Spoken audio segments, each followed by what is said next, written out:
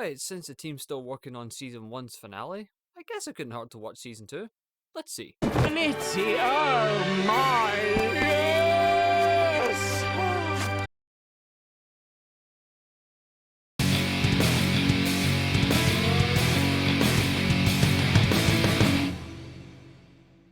So, we got a glimpse of Stolas' childhood. By the way, baby Stolas is adorable. He's just a small ball of fluff and it's so precious. We got to see the good and the bad side of royalty, having everything he could ever want, but at the same time have nothing.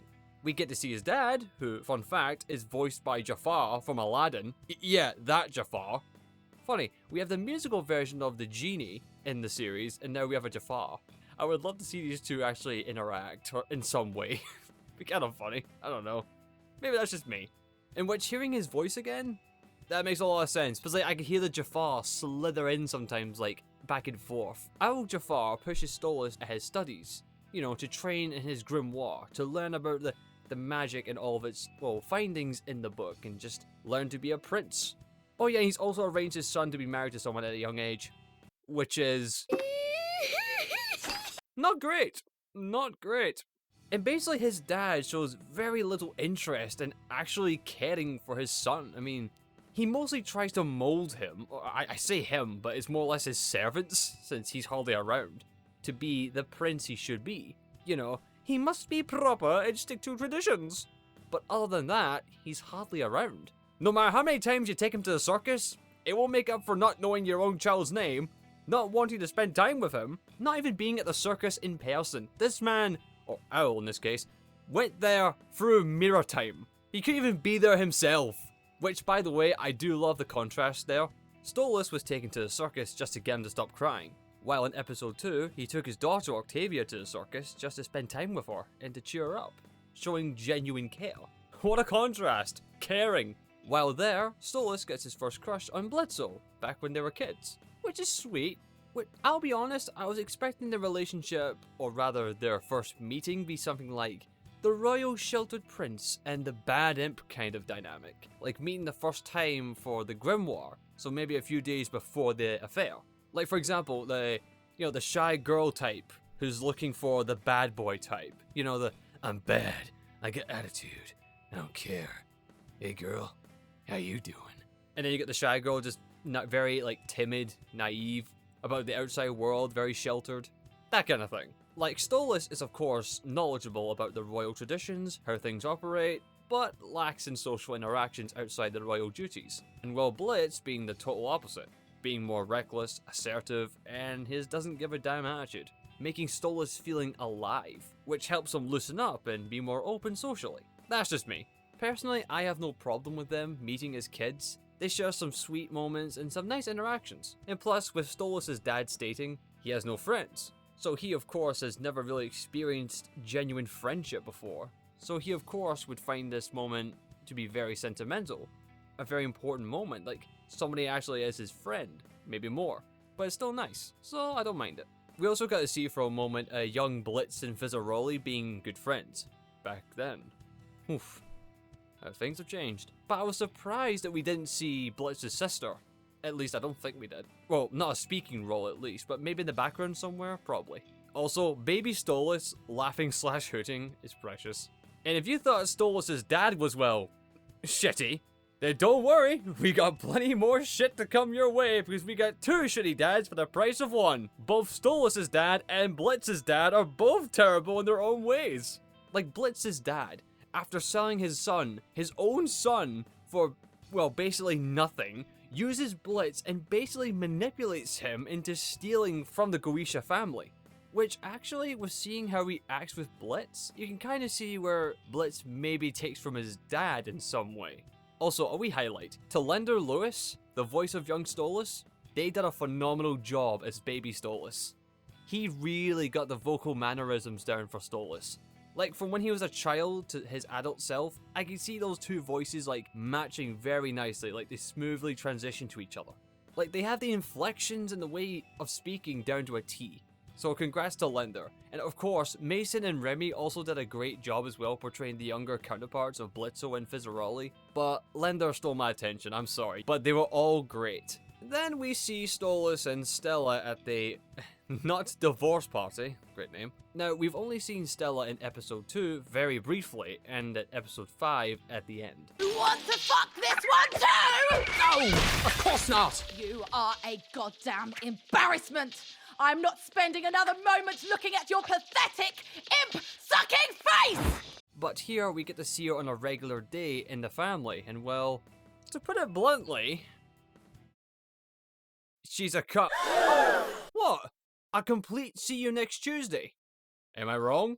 This, of course, gives us more insight to the relationship of Stolas and Stella, which we got hints of back in episode 2, but here we get a better look at them. Stella, very subtly, expresses her disdain for Stolas. She's completely disrespectful to him, mocks him, and treats him like trash. After all, they were assigned as children to be together, just to have an heir for the Goetia family. What could go wrong, right? To people who've never even met or even have the time to actually get to know each other, just becoming partners? Yeah, what can possibly go wrong? I can understand why they made that decision to show Stella as a complete cut. This is to, from what I assume, to clear up the cheating owl in the room here. Because beforehand, Stolas seemed to be a terrible, unfaithful husband. Aside from the whole cheating part, Stolas is my favourite secondary character in the show. So I'm no hating on my owl boy, alright? I like him, okay? He's a fine-ass man, I'll tell you, he's a fine-ass man. What am I saying?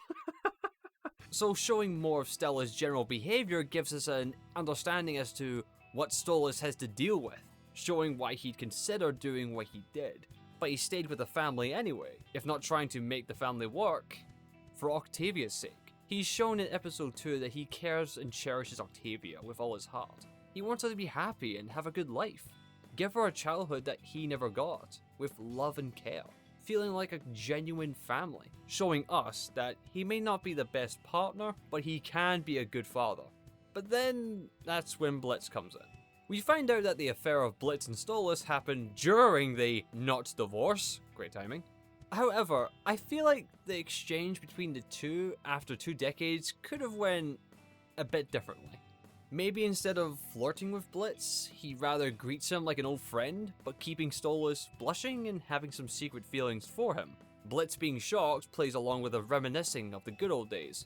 Like Stolas asking Blitz about the circus? That's fine. But maybe have some muffled laughter from the ballroom, and Stella talking smack about Stolas and saying more crude things about him, with him almost expressing his misery. Like, must she be so distasteful? I might need to install some soundproofing to get away from it all.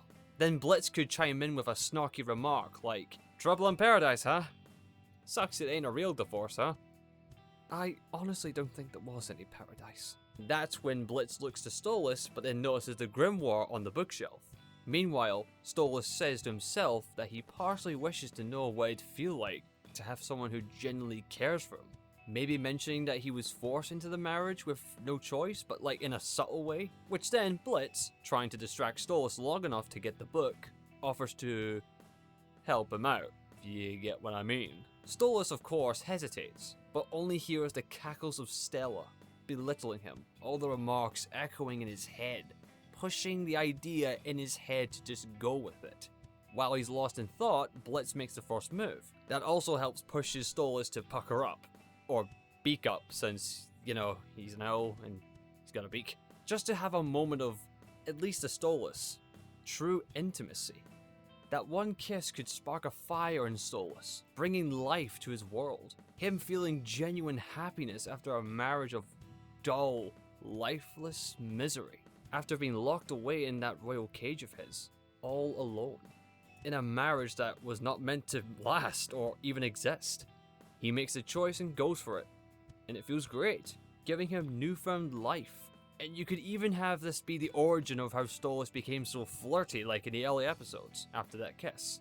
Which then you can throw in the dirty talk gag that they do with Stolas from time to time. Like, I'm not good at pitching like comedy ideas, I'm just more of like a emotional, sentimental idea guy, you know, I'm terrible with writing jokes. My jokes are always either embarrassing or just flat out bad.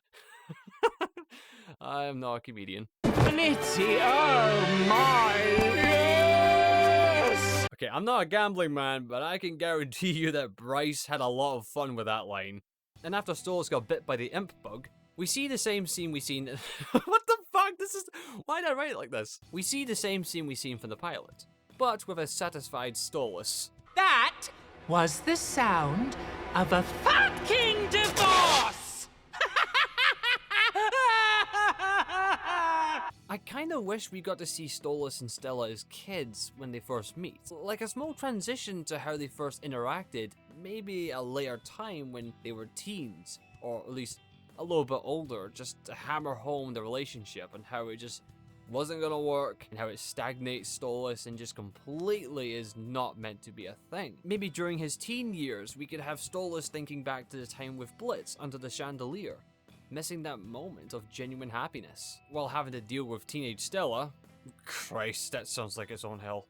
Stolas' lament song, called, I thought it was called Owl in a Cage, but it's just titled Stolas Sings. Sure, I mean, I think Owl in a Cage sounds better, but okay, sure, why not? I adore character-driven songs. I'm a very musical guy. Not cheery stuff, I mean like stuff like Sweeney Todd, Dr. Jekyll and Mr. Hyde, The Count of Monte Cristo, that kind of stuff. I just can't stand like too preppy, cheery stuff like Hairspray and stuff like that. And don't even get me started on High School Musical. I hate that stuff with a passion. I hated it in high school and I still hate it now. If I'm not a sucker for villain songs, I'm always eager for a lamenting song from a character grieving or deep in thought process of their life, or rather just going through a rough patch. Wow, what is wrong with me? With the stellar singing performance of Bryce Pinkman, conveying how Stolas throughout the years, dealing with such draining of life with nothing more than retaining royal traditions and extending the bloodline of the Goetia family, living a life of hollow love, tied down for monarchy, and with him trying to make it work.